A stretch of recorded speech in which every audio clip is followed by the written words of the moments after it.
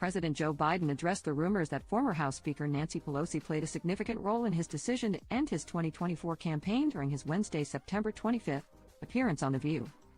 Co-host Alyssa Farah Griffin, who previously served as assistant to the president during the Trump administration, asked Biden if he felt his hand was forced and how his relationship with Pelosi is now.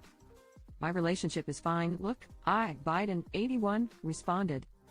I never fully believed the assertions that somehow there was this overwhelming reluctance to my running again. I didn't sense that.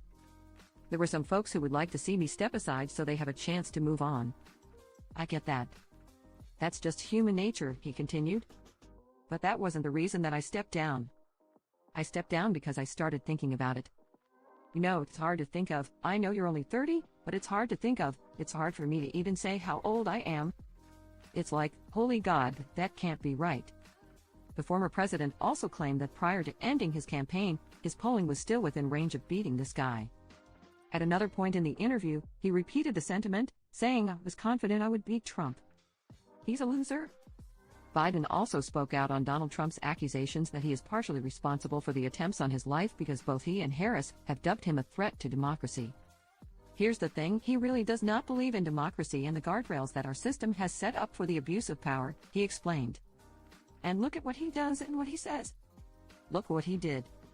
January 6th was absolutely bizarre. On January 6th, I was sitting in my office waiting to get ready to be sworn in, and I was going to make a speech on another subject, and I went out and I made a speech on democracy," he added. "I made a speech on why this is ridiculous, why this cannot stand." As OK previously reported, following months of speculation on his physical and cognitive health, President Biden announced he would be stepping back from his campaign and endorsing Vice President Harris. "My very first decision as the party nominee in 2020 was to pick Kamala Harris as my vice president. And it's been the best decision I've made," he said on Sunday, July 21.